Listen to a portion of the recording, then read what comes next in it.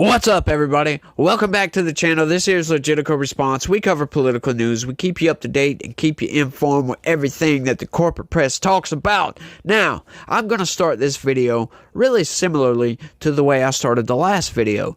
Democrats live in this dream world, this winter wonderland, if you will, this false reality where they think that they can say stuff and then later contradict what they said, and nobody's going to bring it up. Nobody's going to say a damn thing. They think they live in this world where they can do things and then not get called out for doing things. It's just crazy. Like, hang on. No, a year and a half ago, you said X, and now you're saying X. What's even more crazy about it is they'll just brush it off. They'll just ignore it. Be like, huh? And then move right on, next question.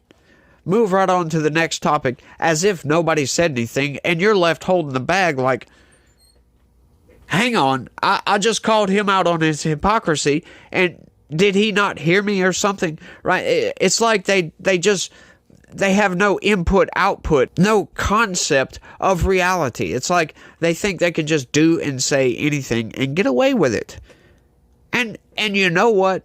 As far as Republicans go, they can, because Republicans don't do nothing. They don't do nothing at all to stop them. Of course, we just had Merrick Garland get found in contempt of Congress, but, what good is that? That is like throwing a stick at a brick wall, trying to knock down the brick wall. Contempt of Congress charges mean nothing against the guy that is in charge of implementing those charges. In other words, he is the top prosecutor in the country. You think he's going to oversee his own prosecution? No, I doubt that. That's why I think that Congress, maybe we should detach the U.S. Marshal's Office away from the federal government and attach the Marshal's Office to Congress to give them some sort of law enforcement, right? To give congressional subpoenas a little bit more power. That if you defy a congressional subpoena, or if you defy oversight, that's really the reason, honestly, that I want to do this, is because of oversight, because of the Biden administration constantly saying, no, we're not going to give you this document, we're not going to give you this audio tape, we're not going to give you this, we're not going to give you that. They're just constantly defying oversight, refusing to answer questions to Congress on a constant basis. Alejandro Mayorkas will get up there and he'll just repeat himself over and over and over and not answer questions. And there's nothing they can do about it. So we need some sort of law enforcement to say, hey, hang on, we're going to hold you in contempt and then send a U.S. Marshal to go after these people. And hey, we're going to arrest you and throw you in jail until court, have it just like the regular, jail system. You can bond out and all that good stuff, but you're going to have to go to court. It's just something, because right now, the checks and balances that we have, there is no check. So we're quite out of balance, if you will. But let's get into the story right quick. Supreme Court ethics bill stalls after Republican senators vote to block it. Technically, we don't have any legislative authority to impose ethics rules over the Supreme Court. I take that back. I think they do, but the standard is so high that I don't think, something like this would actually fly, in other words. A bill that would hold Supreme Court justices to a code of ethics failed in the U.S. Senate Wednesday after Republicans stalled the measure. The bill, brought by Rhode Island Democrat Sheldon Whitehouse, would create a code of conduct for Supreme Court justices and a framework for investigating departures from it. Justices would also be required to explain recusals. I don't understand that one. Why? If they want to recuse themselves, that means there's a conflict of interest. There does not need to be an explanation of that conflict of interest. Just know that at least that justice was honest enough to say there's a conflict of interest here. I'm going to recuse myself from overseeing this case. Right? Like, why do we need an explanation for that? I don't understand that one. Of course, if you think of something down in the comment section, please let me know, because I've thought about this for the past 5 minutes, and I really couldn't think of much that would justify writing this into a whole bill for a code of conduct for justices. But let's keep going. I don't want to get stalled on the minutia, if you will. The highest court in the land cannot and should not have the lowest ethical standards, said Illinois Senator Dick Durbin, a Democrat and chair of the Senate Judiciary Committee. Yeah, I'm sorry, they don't have the lowest ethical standards. Do you guys know what it actually takes to become a Supreme Court justice? Go back and look up Brett Kavanaugh's confirmation. And holy hell, these people put you through the freaking ringer, right? Like, it's the most intensive vetting process on the freaking planet. Do you really think that they have a low ethical standard? You got to go through the most extreme vetting process on the planet. Do you really think these people are going to have low ethics? There is a code of conduct that any justice, anybody has to abide by. The way they say it, the lowest ethical standards, as if there are no ethical standards. And this is coming from a senator who is a career politician, and they have some of the worst ethics on the freaking planet. Yeah, if it wasn't for double standards, there would be no standards at all. Republican Senator Lindsey Graham of South Carolina and other Republicans voted to block the bill, calling it an unconstitutional overreach of the legislature's powers and a politically motivated response to the Supreme Court's overturning of Roe v. Wade in 2022. John Kennedy absolutely said it the best. Senator from Louisiana. Madam President, reserving the right to object. And with all the respect I can muster for Senator Durbin, and I mean that, Dick, I do not believe that most of my colleagues think this bill is about ethics. This bill is about abortion. In June of 2022, the United States Supreme Court decided the Dobbs case. It returned the issue of abortion to the American people through their states. While the Supreme Court was deliberating that case, my colleague and my friend, Senator Schumer, went over to the Supreme Court. And on the steps of the Supreme Court building, I was there. I remember it like it was yesterday. This is what Senator Schumer said. I quote, "I want to tell you, Gorsuch, I want to tell you, Kavanaugh, not Justice Gorsuch, not Justice Kavanaugh. I want to tell you, Gorsuch, I want to tell you, Kavanaugh, you have released the whirlwind, and you will pay the price. You won't know what hit you," Senator Schumer said, "if you go forward with these awful decisions." Close quote. What we're seeing today with this legislation, in my opinion, but most senators agree with me, is part of the promised whirlwind. And I do not believe that we should try to undermine the integrity of the institution of the Supreme Court of the United States because we're unhappy with one of its opinions. I will withhold my objection at this time, Madam President, to allow my friend Senator Lee to speak.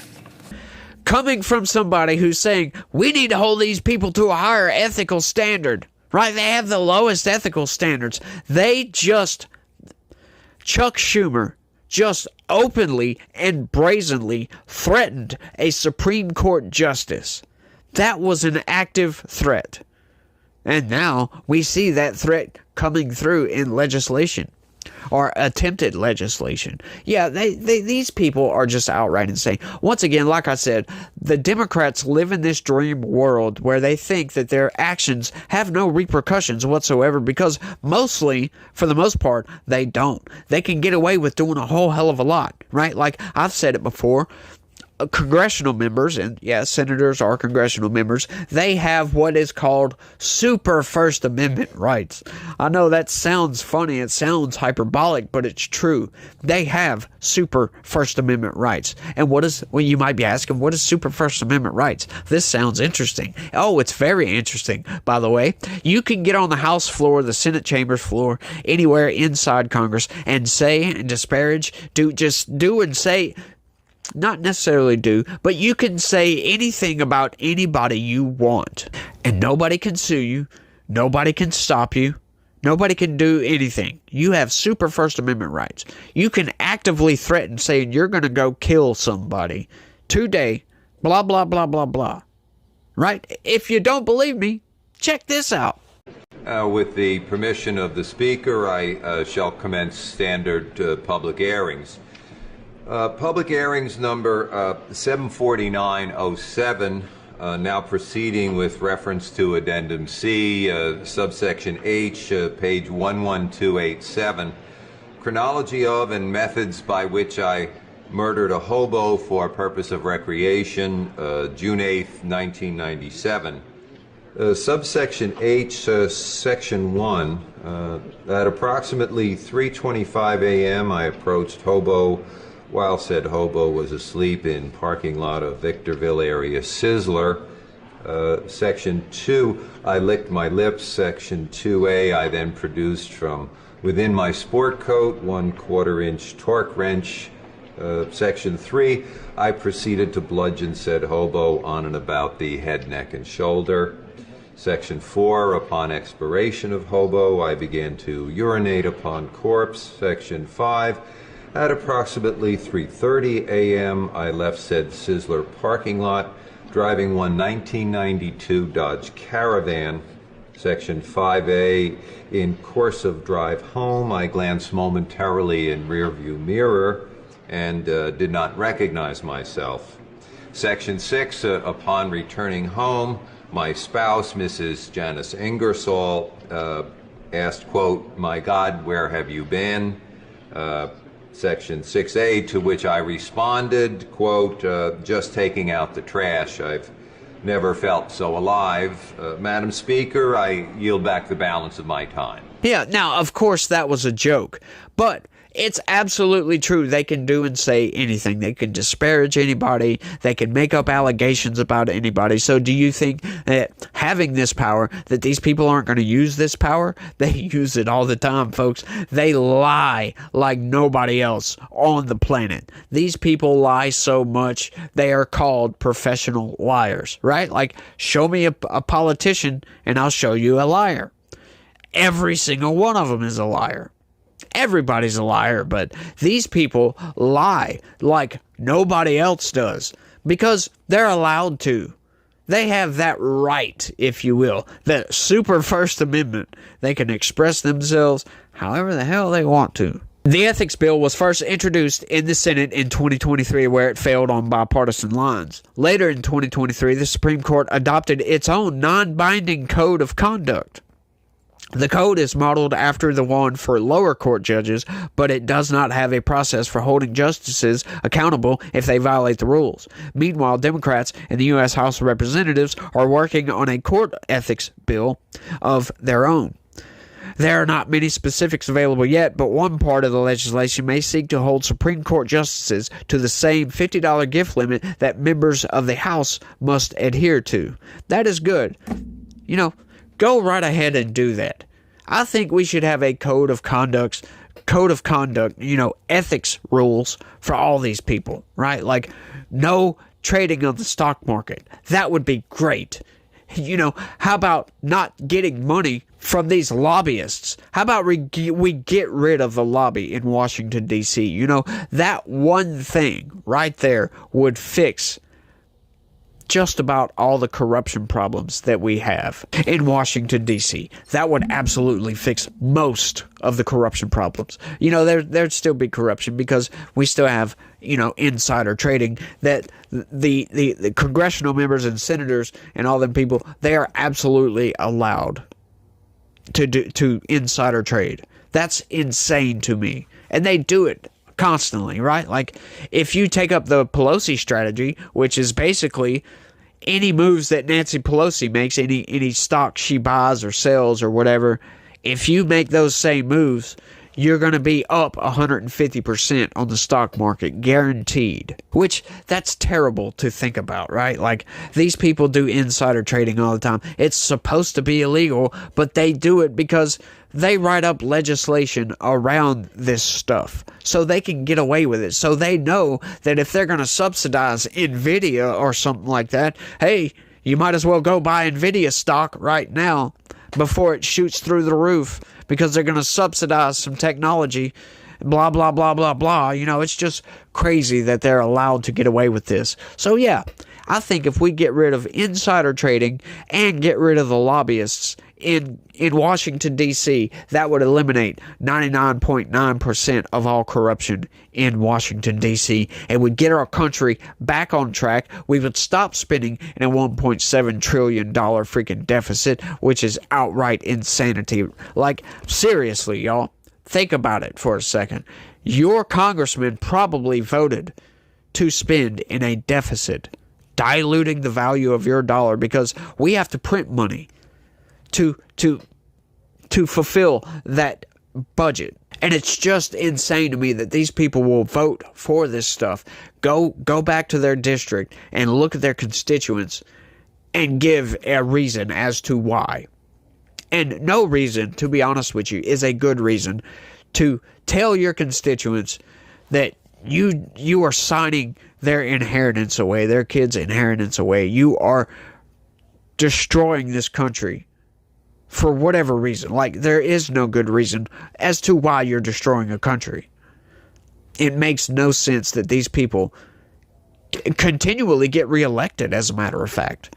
Like, most members of Congress, most of them are career politicians. And most of these people are corrupt as hell. That's why I always say, go to congress.gov, look up your congressman, and check out their voting record. You will be appalled.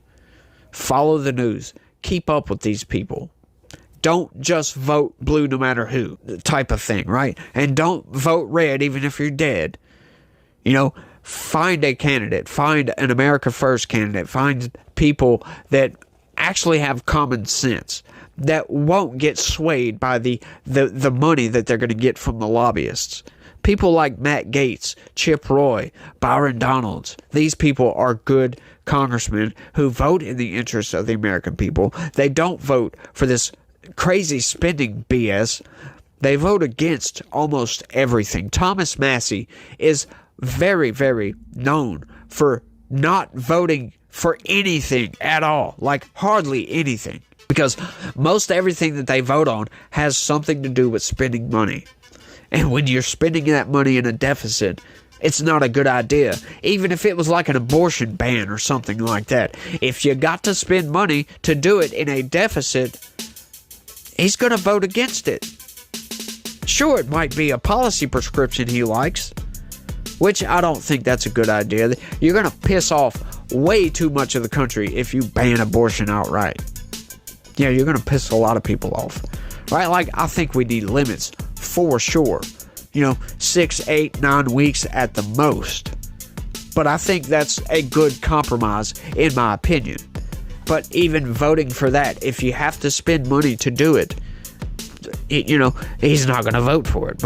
And you shouldn't vote for it. But I think I've rambled on for long enough, y'all. I want y'all to let me know what y'all think about all this down in the comment section, because my throat is starting to get dry from running my damn mouth too much. But that's all I got for this one, y'all. I'm going to thank everybody for watching, and y'all try to have a good day and stay legitical. Peace.